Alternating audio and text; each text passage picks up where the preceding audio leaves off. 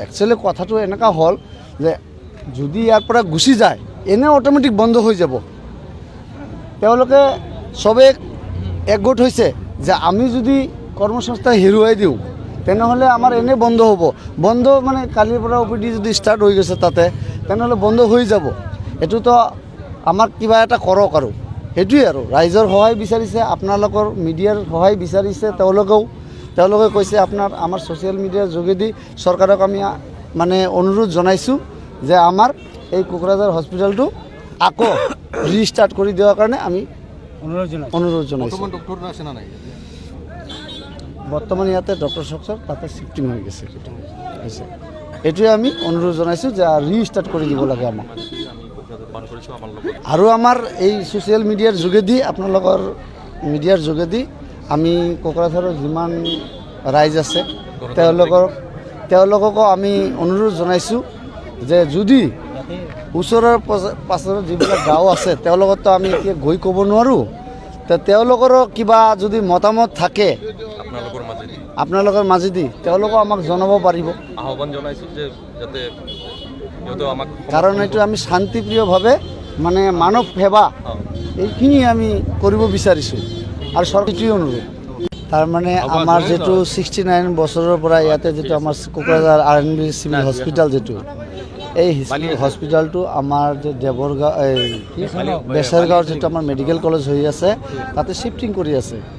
তো আমাৰ ইয়াতে আমাৰ এটাই দাবী যে ইয়াতে মেডিকেল কলেজ হৈ আছে। চৰকাৰক আমি ধন্যবাদ জনাইছোঁ, ৱেলকাম জনাইছোঁ। আমাৰ মাননীয় মুখ্যমন্ত্ৰীক আমি ধন্যবাদ জনাইছোঁ আমাৰ মেডিকেল কলেজ দিয়াৰ কাৰণে। কিন্তু আমাৰ যে RNB Civil Hospital এইটো হস্পিটেল আমাৰ জনগণৰ আমাৰ ৰাইজৰ দাবী। আমাৰ ইয়াতেই হস্পিটেলটো থাকিব লাগে। ৰাইজৰ সুবিধাৰ্থে আমাৰ এই হস্পিটেল ইয়াতেই ৰাখিব লাগিব। এইটোৱেই আমাৰ দাবী, আজি মূল দাবী। আৰু যদি আমাৰ ৰাইজৰ এতিয়া সিদ্ধান্ত যদি আমাৰ ইয়াৰ পৰা যদি হস্পিটেল লয় ৰাইজৰ বহুত ক্ষতি হ'ব। কেনেকুৱা আজি গৰীব মানুহ এটা যদি বেচৰগাঁৱত যাব লগা হয় তাত মোটামুটি 500 টাকা 1000 টাকা খৰচ হ'ব।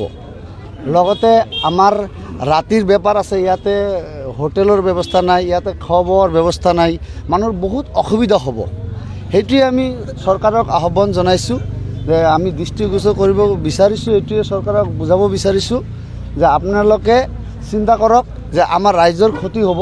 আপোনালোকে আমাৰ ৰাইজৰ কাৰণে যদি ৰাইজৰ উপকাৰ কৰক, এইখিনি আমি ক'ম।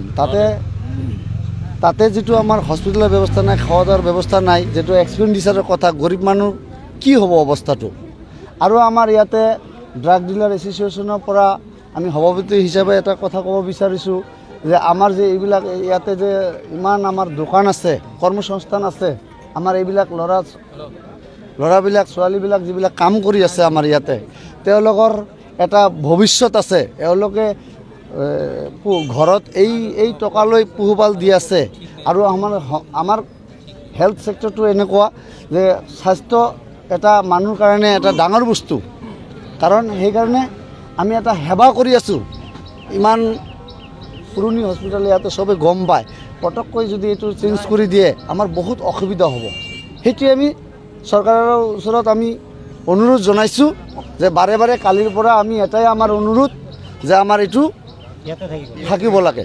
এইখিনিয়ে আমাৰ চৰকাৰৰ কিবা এগেইনষ্ট নাই। কাৰণ আমাৰ চৰকাৰক এইটো হৈছে ভাল, এইটোও আমাৰ হ'ব লাগে।